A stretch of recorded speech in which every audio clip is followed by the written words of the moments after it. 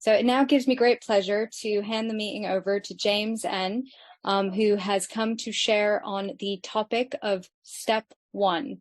Over to you, James. Really looking forward to hearing you. Thanks, Kat. My name's James and I'm an alcoholic. My sobriety date's the 3rd of August 1994 and my home group is the Central Group here at the bottom of New Zealand. And I'm pleased to be here. And look, welcome to the new people. And before I start, if you are new, don't think because they've got some speaker from New Zealand, he must be some sort of expert on Alcoholics Anonymous and know all about step one. Don't be deceived. I'm just another member of Alcoholics Anonymous and I've been here a bit longer than you and just made a lot more mistakes. And that's the beauty of Alcoholics Anonymous. A wise member I used to know passed away used to say that if you knew, you think us old-timers don't make mistakes. He said, that isn't true. He said, if making mistakes got you drunk, we'd all be drunk. He said, what gets us drunk is lying and defending the mistakes. And that's my experience with step one. And it would be easy for me to sit here and talk about words in the book and in our literature. But I've always found that that's just information to me. And what's always grabbed my attention is people's experience. And that's what we do.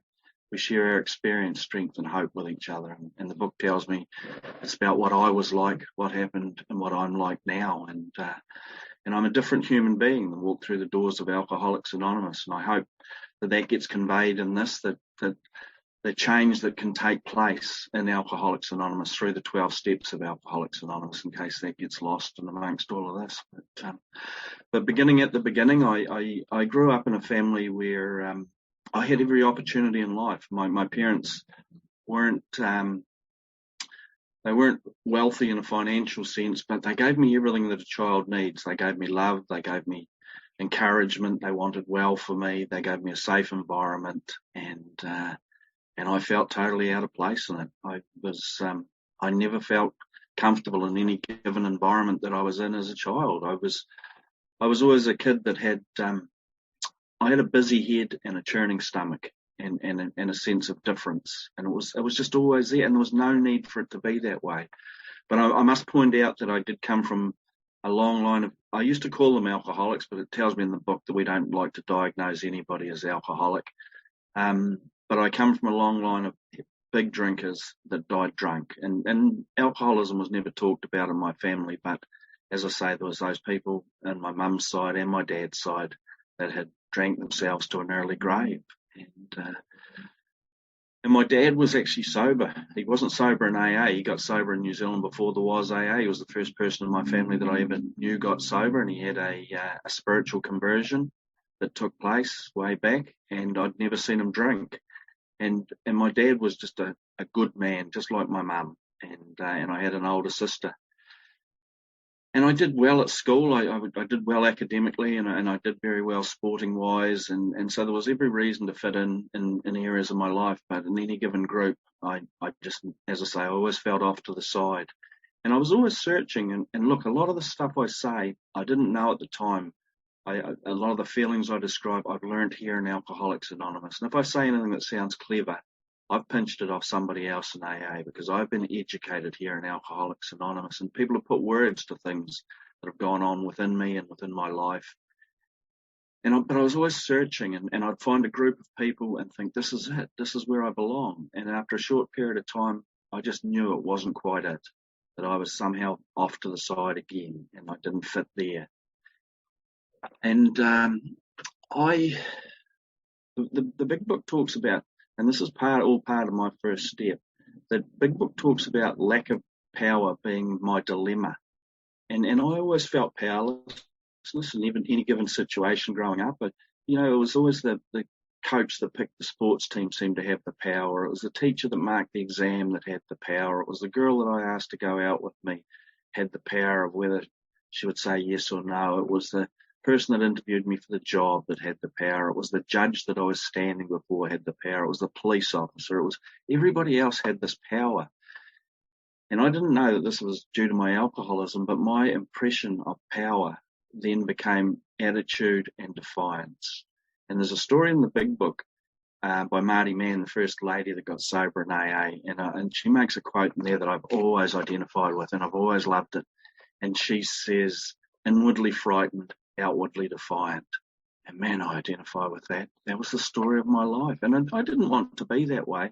But the older I got, the more became that way. And when people would give me advice or direction, this alcoholism in me would rear its head up and say, I'm not doing that. I will show you who's in charge here. And even though what they were often telling me, most of the time telling me, was what was best for me, I couldn't go along with it. And that started creating problems in my life. And I didn't know that I was developing that, what Bill Wilson talks about, that collision with people, places, and things. And that remained with me until the doors of Alcoholics Anonymous, and long after the doors of Alcoholics Anonymous, I'm sorry to say. But what happened was, I was a kid that, with other kids, we used to pinch liquor from parents' liquor cabinets and make horrendous concoctions and drink that. And that doesn't make me alcoholic, because none of those other kids are alcoholic. Well, none of them are in Alcoholics Anonymous. What makes me alcoholic is the first time I got the effect produced by alcohol. And I remember I was drinking with some older cousins of mine who seemed quite worldly just because they were older than me. And I was always sort of intimidated by them just because of the feeling of inferiority that I always carried with me. And we were drinking away, and I was about 13 years of age. And all of a sudden this feeling came over me that what I had to say was finally important, and they could all shut up and listen to me. And I'd never felt like that before. And so I started voicing my opinions on all sorts of topics I knew nothing about, which was going to be a pattern of my drinking. And that night, for the first time, I experienced the phenomenon of craving. And Dr. Silkworth says that we have one symptom in common. We can't drink without developing a phenomenon of craving, and it doesn't happen in the average temperate drinker. It happens in alcoholics. And that phenomenon of craving compels me to keep pouring it in. The more I drink, the thirstier I get. And I got extremely drunk because I had no tolerance for alcohol, and said all sorts of silly things, and woke up in the morning so sick, so hungover. I'd never experienced that before. But there was something in me that couldn't wait to do that again. That couldn't wait to capture that feeling of importance, of omnipotence, of fitting in, of just being a different human being. And I always like what an Australian speaker said I heard one time, and he said that alcohol did for him what a phone box did for Superman. And I thought, that's what it did. It turned me into a completely different person. And I experienced that for the first time that night. And I didn't know that I was going to pursue that for years to come. And little by little, I started chasing that. And little by little, drinking started taking over my life. And, I started declining in my schoolwork. I started declining in my sporting endeavours. I started chasing drinking and chasing people that drank. I looked at people that seemed to, because it was difficult to get access to alcohol as a young fella, but I saw groups of people that were a bit older than me that had access to alcohol, and I started moving into those groups, and I started developing a tolerance for alcohol. I wasn't very big, but I could drink. It took a while. It took a lot of throwing up and a lot of sick mornings, but I hung in there, and I developed that.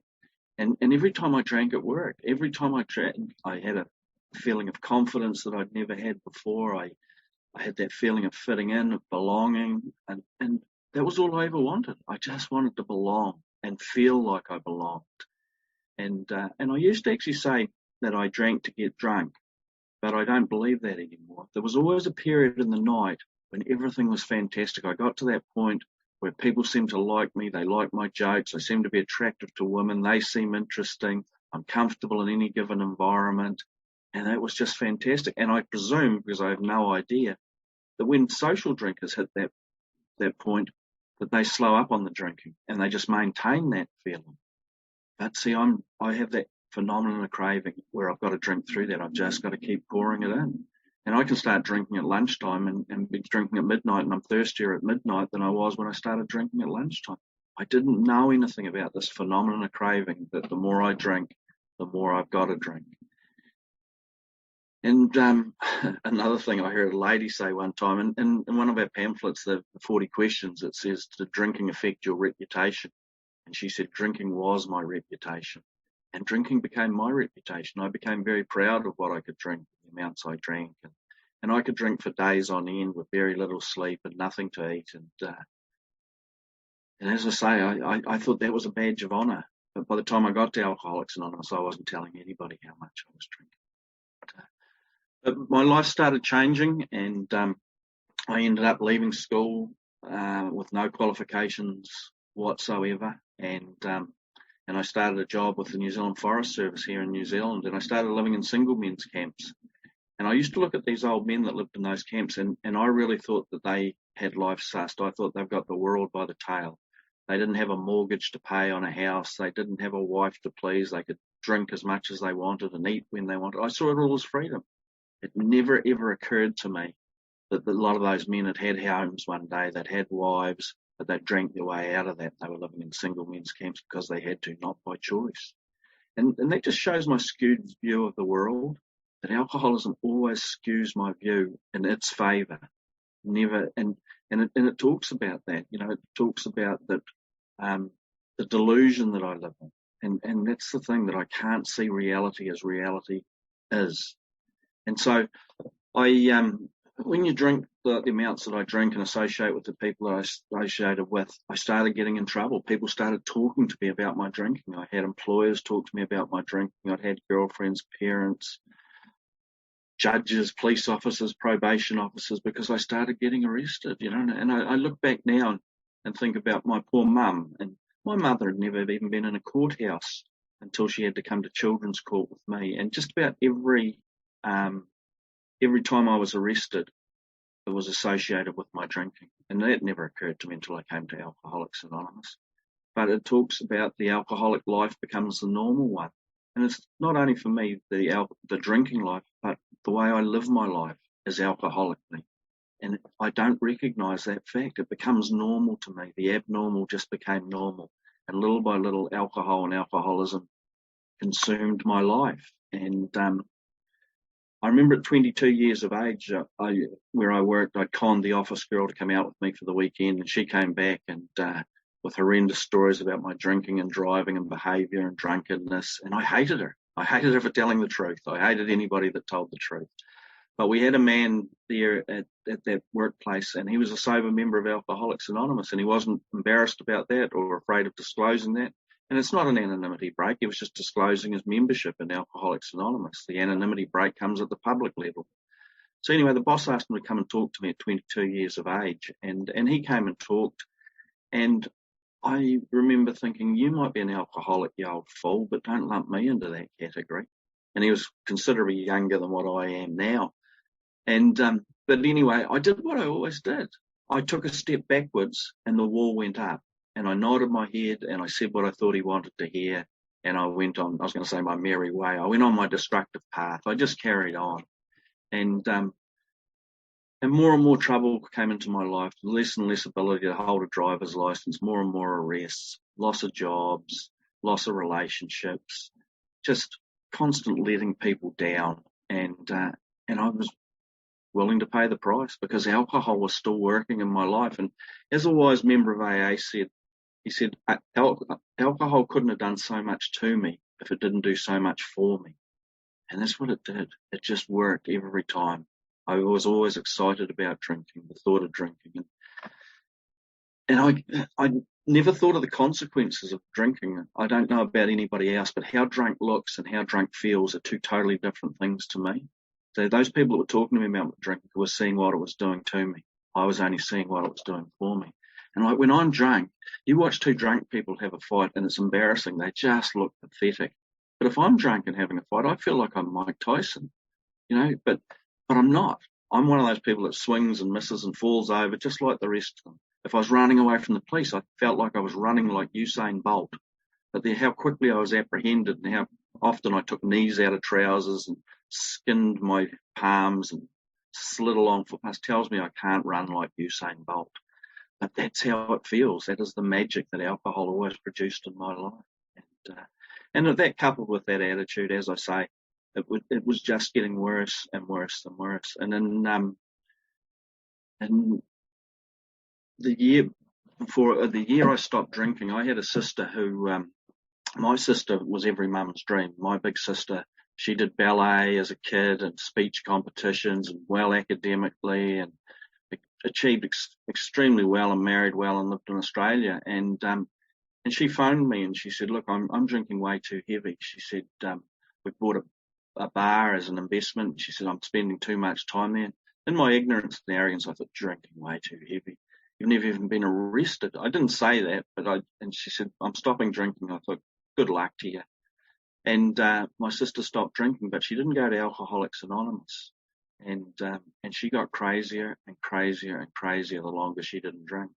And my brother-in-law ended up having to move out of the house. And after 9 months of not drinking, my sister phoned my mother from Melbourne and she said, I'm going out to commit suicide. Now, I have no idea what it's like for a mother to hear that. And my mum tried to talk her out of it and frantically rang the police in Australia. And a couple of hours later, they found her dead in her car in a park. Now, alcoholism did not go on her death certificate. Suicide went on her death certificate.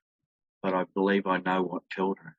And that's the thing that I had a lot of trouble with in this first step when I come to Alcoholics Anonymous, was differentiating between a drinking problem and alcoholism, because they sound, alcoholism, they sound like the same thing. But if my sister had had an alcohol problem, it would have been solved by stopping drinking. The problem would be gone. But my alcoholism shows up when I stop drinking. It shows up as fear, and it shows up as guilt, and it shows up as anxiety and loneliness and remorse and immaturity and oversensitivity, all those things I'd always suffered from. But my sister's death didn't stop me drinking. I carried on for some time afterwards, and then I got to a point where my wife and I had split up yet again, and I was unemployed, and everything was gone in my life. And my wife said this time, no, there's no coming back. I've had enough. And I was absolutely desperate. And by what I thought was a series of coincidences, I run into that man who tried to 12-step me those years before. And you won't convince me it's a coincidence now. And if you're new and you don't believe in miracles, you expect a coincidence. And this man, I opened up to him. For the first time in my life, I opened up about my drinking and my life and everything like that. And he said, perhaps you'd like to come along to a meeting of Alcoholics Anonymous. If I'd had one better idea, I would have done that. Because I didn't believe I was alcoholic. I had the Hollywood version. You know, an alcoholic was an old guy sitting on a park bench in an overcoat drinking meths out of a paper bag. I didn't own an overcoat. I didn't drink meths. I didn't live in a park. I'd woken up in a few.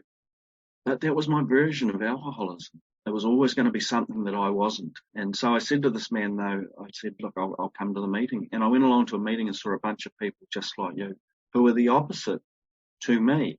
You know, they were well dressed, they spoke well, they treated each other with respect and dignity, and yet I was attracted to that. And I remember saying to my sponsor, why was I attracted to that? In the end, I was a product of biker clubhouses and seedy bars.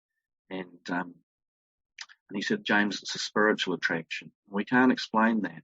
If we can explain it, then it's not spiritual. But I got hope. At that first meeting of Alcoholics Anonymous, these people talked about their lengths of sobriety. I remember the man in the chair that night, he was 11 years sober. I couldn't believe it. Sounded like to me, he'd been sober since King Arthur was around. And so, but what he convinced me was that this thing works. You can come here and you can not drink. And I made a decision that night that I'll go to as many of these meetings as I possibly can get to in order not to drink. And I lived 30 miles from my nearest meeting, and I started going to 4, 5, 6 meetings a week. And, you know, I started doing what they told me to do, and very reluctantly. But people painted pictures and gave me instructions and encouragement. I remember, you know, telling a man I wasn't too keen on this praying bit. And he said, James, if you don't bend your knees, you may have to bend your elbow. Now, that got my attention, things like that. And he said, why don't you just get on your knees in the morning and ask God to keep you sober for the day, and why don't you get on your knees at night and thank God for keeping you sober? I could manage that, and I started doing that. And I got a big book, and I started reading it. I got a sponsor and did those things, and I went to meetings, and I didn't drink, and life was fantastic. I never knew what it was like to drive across the town I lived in without worrying about being picked up by the police. I didn't know how quickly you could get from point A to point B if you didn't have to worry about being picked up by a police checkpoint. I didn't know what it was like to come home straight home from work because I'd always gone to the pub and got drunk. I didn't know what it was like to have money in the bank. I didn't know all of these things. My wife and I got back together, and that was that pink cloud. But little by little, my alcoholism started kicking in, and I started suffering from what the book talks about, that restlessness, that irritability and discontentedness, unless I can again experience the sense of ease and comfort which comes at once by taking a few drinks. And I didn't know what was going on with me. You know, I'm at work and I'm threatening to fight people in the car park. I come home and the kids aren't just making that noise because they're kids. They're doing it because it drives me crazy. And I'm full of road rage, and I'm just stark raving sober. But I'm still going to meetings and I'm telling everybody, yep, everything's fine. I haven't had a drink today. And I thought, I'm like these people. I drink like these people, but there's something else wrong with me. There's a streak of nastiness in me, and I don't know why it's there, but it is there, and I can't seem to get rid of it. And I didn't know what I was describing to myself was alcoholism. That there's always been far more wrong with me than I drank too much too often. And I couldn't see the need for the remaining steps. And the reason was I had the first step the wrong way around. I thought the first step says, I'm powerless over alcohol, therefore my life is unmanageable. It wasn't until it was pointed out to me that in the English language there's a dash in the middle of that. And that dash means that the two thoughts are interlinked, but they are two separate thoughts. And so what I had to discover was in my interpretation of that first step, I thought, well, I'm powerless over alcohol. I get drunk and I don't get to work. I get drunk and I lose the car. I get drunk and I wake up and don't know where I am. I get drunk and I spend all the money. I get drunk and I get in a fight. That's all unmanageability. But what I discovered was the first step is actually the other way around. That my drinking is caused by my unmanageability. I drink because I get really, really lonely. I drink because I get really, really afraid. I get drunk because I get bored. I drink because I'm so guilty about the past. I drink because I'm so afraid of the future. I drink because of my inability to live life on life's terms. My inability to live and let live, all these slogans that Alcoholics Anonymous had. And like drinking, the only thing that could teach me about powerlessness over alcohol was drinking. And I understand today, you know, I used to be one of those ones that said, we don't drink no matter what. But if I read our literature and what the early members said, they say in the big book, they say, if you're not convinced, you step over to the nearest bar room and try some controlled drink. Try to drink and stop abruptly. Try it more than once. It may be worth a bad case of the jitters to get a full knowledge of your condition. And I knew drinking wasn't the answer, but I didn't know what the hell was the answer to me going on. And a decade later, when they wrote the 12 and 12, they said to the doubter, we can say, bearing in mind what we've told you about alcoholism, perhaps you're not really an alcoholic. Why don't you try some controlled drinking? And Bill says that alcohol becomes our greatest ally. And that's the thing with it is that, you know, I would have thought that was sacrilegious to say that in Alcoholics Anonymous one time, because I tried to convince so many people not to drink. But drinking taught me about powerlessness. Not drinking, I was going to say sobriety, not drinking taught me about unmanageability. And no one could tell me that. No one could give me that. I had to experience it. And it's different levels for different people, I've discovered. But we all have to get to that point. And Bill says that in the 12 and 12. Why this insistence that every AA hit bottom? Because few of us will practice the remaining steps unless we have to do that in order to stay alive ourselves. And that's what I had to do. I had to get to that point. And I used to curse my sister because she had taken her life, and I saw the devastation it did to my parents. And I knew that I couldn't do that. And I hated her for beating me to that. And I didn't have an answer. But what happened was I had a friend in Alcoholics Anonymous who hadn't drank for 5 years. And he didn't lose everything drinking, but he lost it not drinking. His wife left. He lost jobs. He was so volatile. And everybody knew he was just crazy, stark raving sober. And anyway, he started to change. And I started saying to him, Marty, what are you doing? And he says, well, James, he said, after I'd lost everything, he says, I actually got down with a gun and I had it in my mouth. And he says, God, I will shoot myself, but I don't know what else to do. And he said, the thought came to him, the 12 steps. He thought, that's the only thing in 5 years in AA that I haven't tried. And so he asked a man for help. And he said, and that's all I've done. He says, I've asked this man for help, and he's helping with the steps, and I'm currently writing a 4th step. And I used to say, yeah, not that, Marty. What else are you doing? He said, James, that's it. That is all I'm doing. And so my MO has always been, if I can't discredit the message, and I've learnt this in AA through inventory, if I can't discredit the message, I will discredit the message carrier. And so if I don't like what you've had to say all my life, I pull you to pieces. I take your inventory, and then that somehow discredits the message and justifies why I don't have to do what you say. But I cannot argue with the power of example. I couldn't argue with the changes that were taking place in Marty through beginning on the 12 steps of Alcoholics Anonymous. And so I asked that man to help me as well, and he was more than willing to help. And asking for help is one of the greatest difficulties I've ever had, and it still is to this day, because my alcoholism does not want help in my life. And this man began helping me with the steps, and this is all still a lot to do with step 1, and I began working on the steps, and we got to step 4, and I began writing, and I got to some stuff that I'd forgotten about, and I thought, I'm not telling anybody that. And so I went to meetings, and I didn't say to anybody I stopped writing my 4th step. I just went back to, yep, haven't had a drink today, everything's fine. And little by little, the head got really busy again, and the craziness started coming in, that busy head. And I realised that when I was writing, my head had quietened down. And so I started writing again, and the head quietened down again. Then I got to some stuff that the book talks about. We bury certain memories that are a nightmare, hoping they'll never see the light of day. And I got to some stuff, and I thought, I'm not telling anybody that. And so I stopped writing again, and the madness set in. And my wife and I were going to town this day, and we had a station wagon. We had a young son in the car, and we were having to fight again. And I did what I always did and started sulking. I said, get your stuff out the back, you're not coming. She went round the back of the vehicle to get her stuff out, and I just floored the accelerator. And that just came like a bolt out of the blue. This is with a few years of not drinking and hundreds and hundreds and hundreds of AA meetings under my belt. And she'll tell you today, my wife's a long-time member of Al-Anon, that she said it was the grace of God. She said, I should have went under that car. She said, somehow I went sideways into the garden. Now, when I got to town and calmed my son down, I realised that this is life and death. If I don't do something about my alcoholism, somebody will die.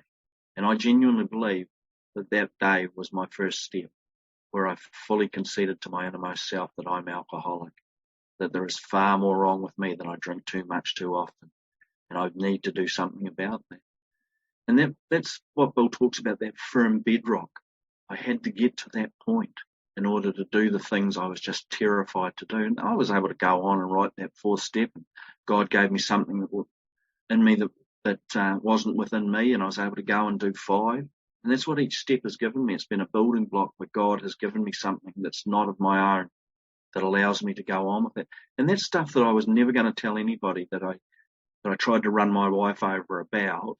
I've shared on multiple occasions with people in the fellowship when I thought it would be of benefit to them. And I look back at that and think, this really is seconds and inches.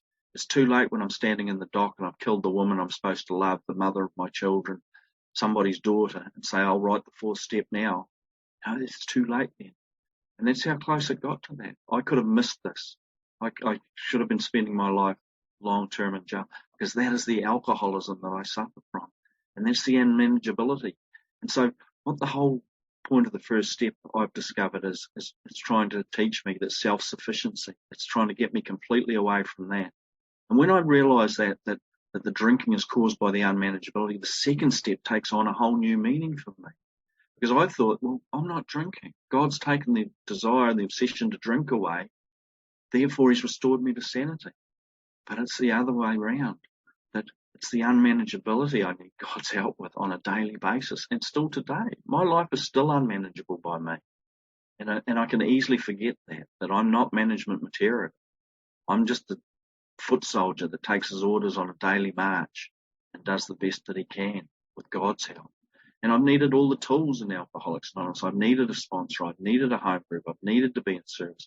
And I think sometimes some of the things we say are redundant in AA. We talk about, you got to go to a lot of meetings. You got to read the big book. You got to be of service. If you are working the steps, you will be at a lot of meetings. If you are working the steps, you will have a sponsor. If you are working the steps, you will have a home group.